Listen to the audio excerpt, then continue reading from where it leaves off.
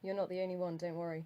It's trichologist, and we basically specialize in treating and diagnosing hair and scalp conditions.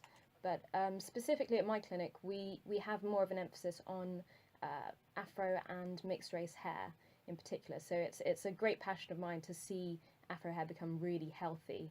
Unfortunately, a lot of people turning up are not showing that type of hair at all.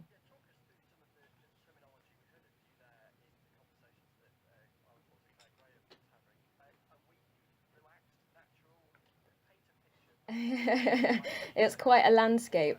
Absolute, absolutely. So when afro hair is natural, or is referred to as natural hair, it's simply growing out of the scalp as it normally would without any changes to it. When you relax hair, you're chemically breaking bonds within the hair shaft to straighten that curl pattern. So you end up with a much straighter look at the end of it, but it's permanent. And the only time you're going to return back to that afro hair texture is with new growth that's coming through from the scalp.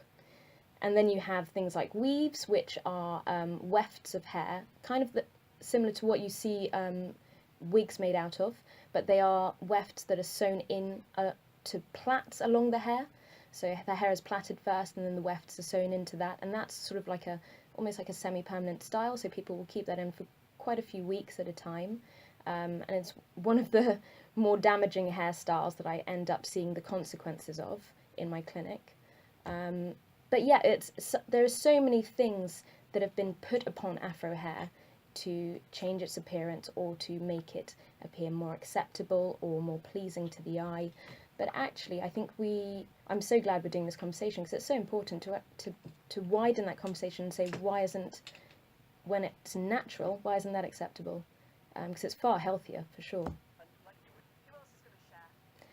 Um, so I've got my hair it's naturally curly.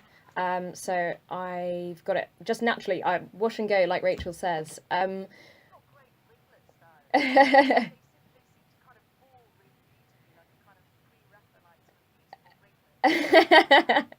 Thank you very much. Yeah, I know. I might use that description for myself later on. Absolutely. Yeah, I mean, with curly hair, especially in the UK, as a dry climate, you need to moisturize it well.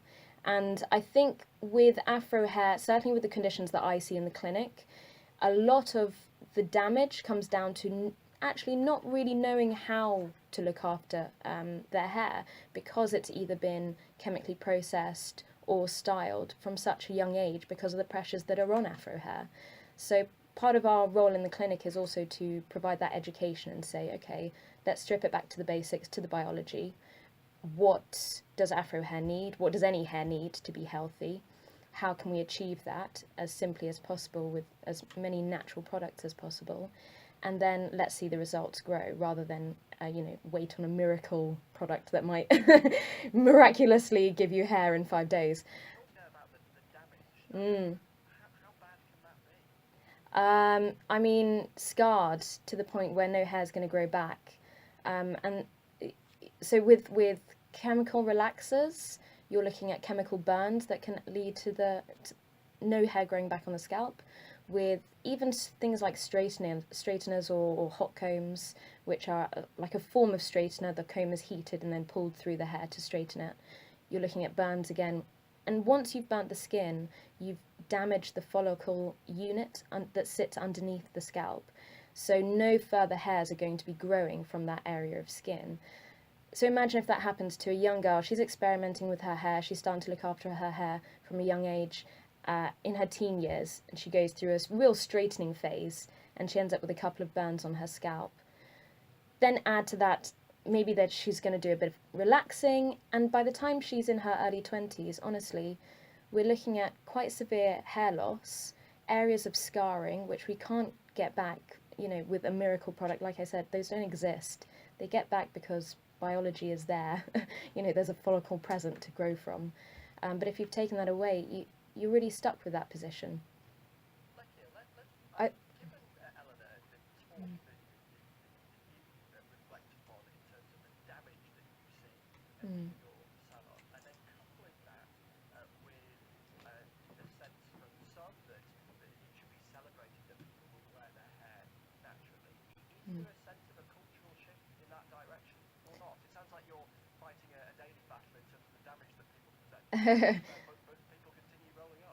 No, I mean, when we're in the clinic, what we've actually noticed over the past few years is that we're seeing fewer women come in with relaxed hair wanting to transition over, and actually it's more people coming in with natural afro hair already because they've transitioned, and they really want that education of how to look after it now that it's natural because they've never had to before. It's always been relaxed or straightened or in braids. So it's that shift that we've seen most significant.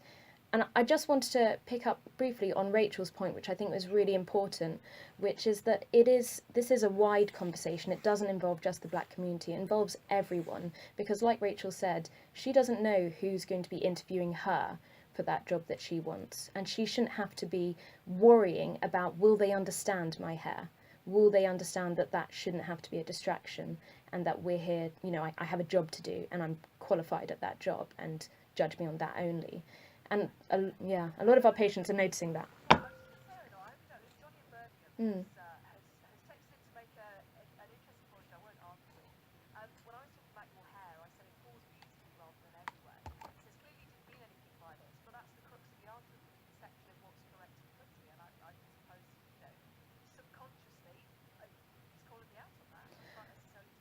I mean, to be fair, he hasn't given you a chance to comment on any other hair types, and maybe you'd say, a huge, bouncy, beautiful afro was also beautiful. But it is that type of little microaggression, and not aggressions. Maybe I don't know, but it's that vocabulary that we're used to and we don't notice, and it's unconscious, and it slips into conversations here and there. That if you are the person who does pick up on it, you pick up on it all the time, and it's really impactful on your everyday life.